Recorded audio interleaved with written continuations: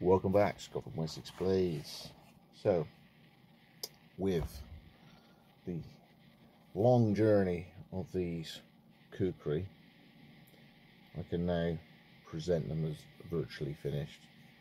A few tiny little things I've done recently were cleaning out the hole, so a mandrel with some abrasive paper, clean out, cleaned up the blade. So I've got a rhino, which is the Nepalese rhino, and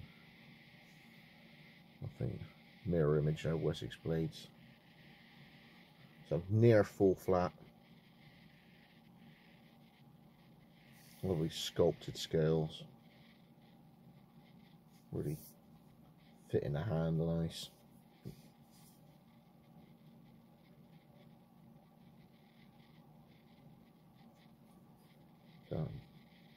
A tiny little bevel on the cutting edge, and it is pretty damn sharp.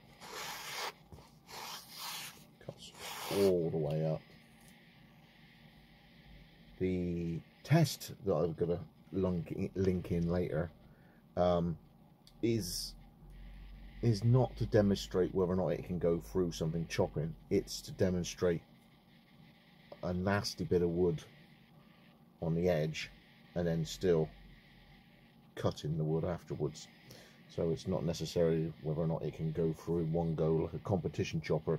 The wood is left outdoors for years, so it's beyond seasoned. It's outdoor hardened, so it's had a hard time. It's more for giving the edge a hard time, and then see whether or not it's crushed, rolled, chipped, which it hasn't.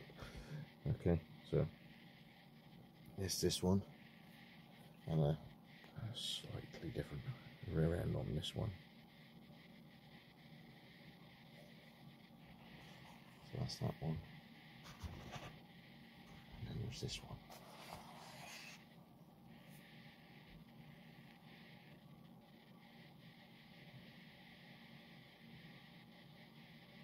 The rhino logo. Really nice. The handle,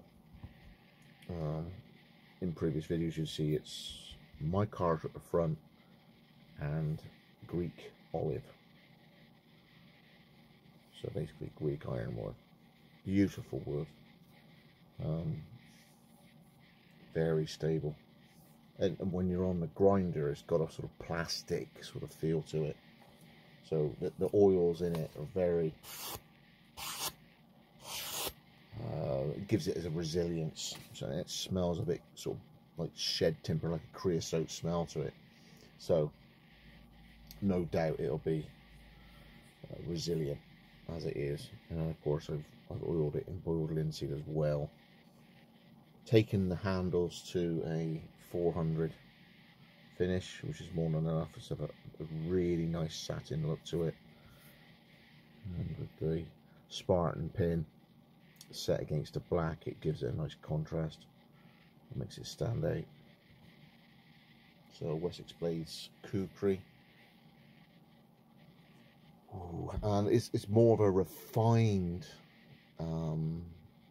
interpretation of a kukri than I normally would have done.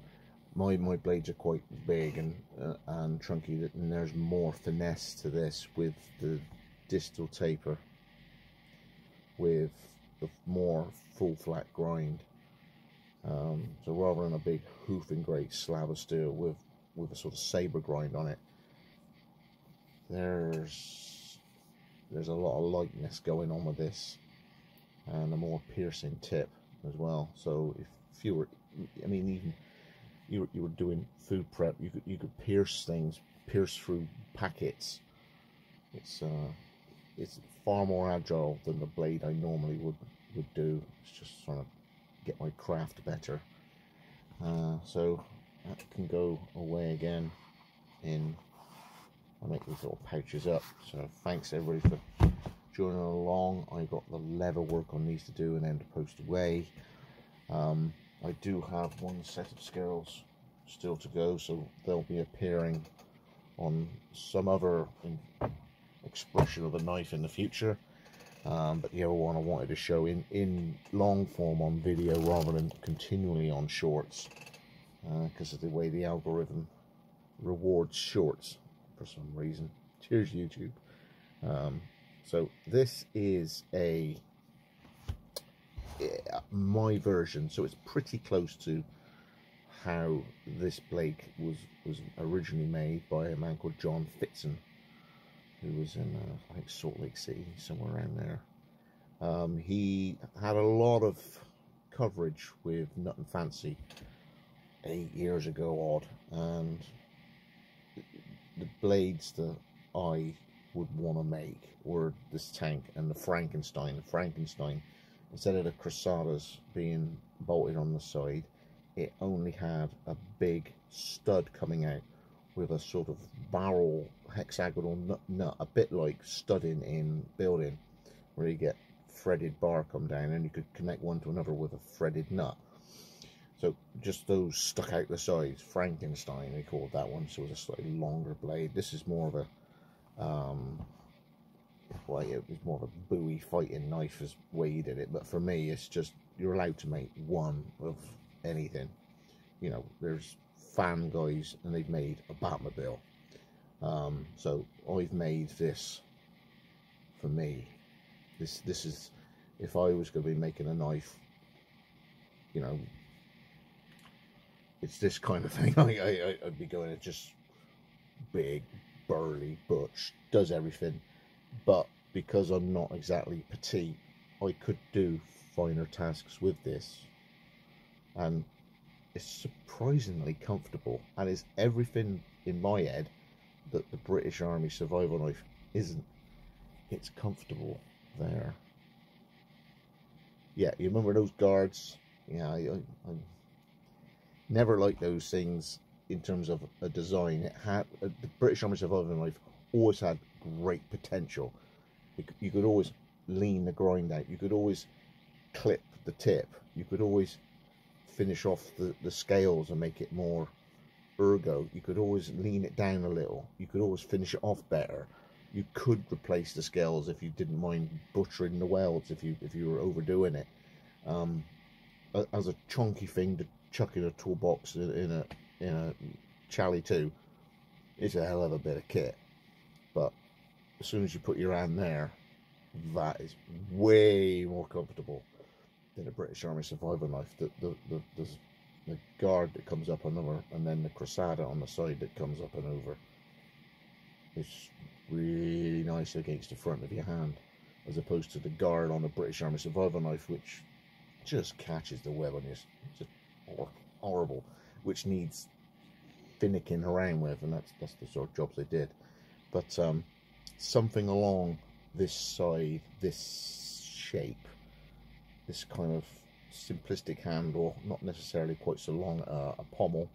There are actual two pieces of metal here that I can add on to and bolt on the back, so you end up with more weight at the back. But for, I mean, you could do bushcraft with this, you can do camp knife with this. The balance is there. That's how quick this thing moves. So Fitzen was on about all reverse cuts and stuff. It ain't gonna be, you know, I'm not FIGHTING on any of this. This is just a really interesting blade shape. I thought it would work as a you know, in terms of its purposefulness, and I've made one for myself, and it is brilliant. I love it. So yeah, just a little on that. There's going to be some footage after. Huge thanks to Patreon.